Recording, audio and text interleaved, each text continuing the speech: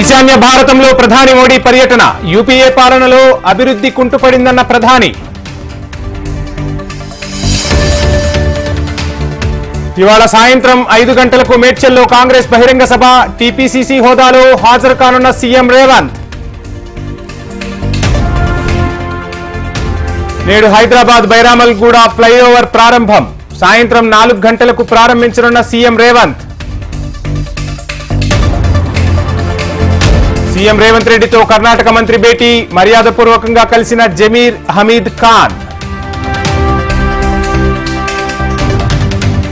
మంచిర్యాల జిల్లా గొల్లపల్లిలో కరెంటు కోతలు. నెల రోజులుగా విద్యుత్ కోతలతో నెర్రెలు బారిన వరి పొలాలు.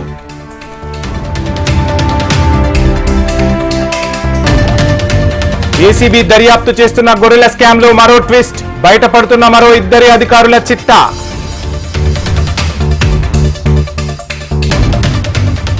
నిజామాబాద్ లో అధిక ధర పలుకుతున్న పసుపు పంట. క్వింటాలకు 17,000 ఆల్ టైం రికార్డు ధర. ఆనందంలో రైతన్నలు. కాకినాడలో అఖిల భారత తెలుగు సాహితీ సదస్సు ప్రారంభం. ప్రారంభించిన మాజీ ఉపరాష్ట్రపతి వెంకయ్య.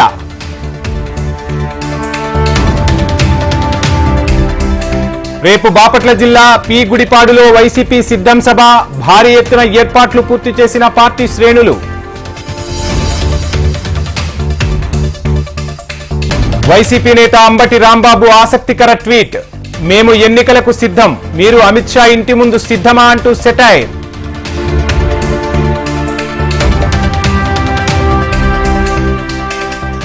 ఏపీఎస్ఆర్టీసీ బస్సులన్నీ వైసీపీ సభకు తరలింపు. అనంతపురం జిల్లా ఉరవకొండలో ప్రయాణికుల ఇక్కట్లు.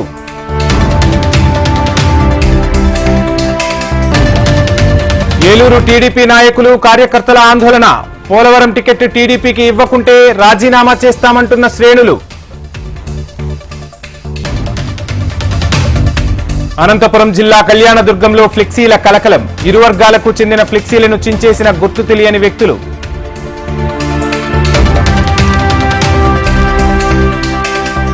హయత్ నగర్ లో మంచులింగం ఏర్పాటు.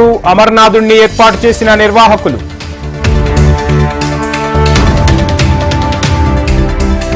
శ్రీశైలంలో 9వ రోజు మహాశివరాత్రి బ్రహ్మోత్సవాలు. ఆలయంలో స్వామి అమ్మవారులకు ప్రత్యేక పూజలు.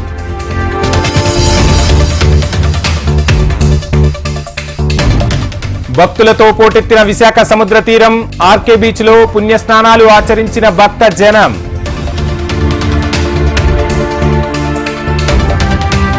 ఆన్లైన్ ట్రేడింగ్ పేరుతో సైబర్ నేరగాళ్ల టోకరా. వాట్సాప్ ద్వారా మెసేజ్ పంపి మోసం చేసిన నేరగాళ్లు.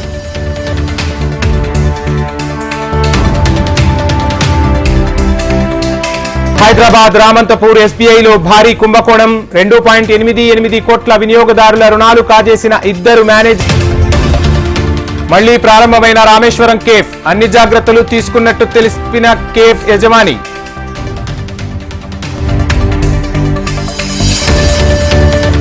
అస్సాంలో ప్రధాని మోడీ పర్యటన. కజిరంగా అభయారణ్యాన్ని సందర్శించిన మోడీ.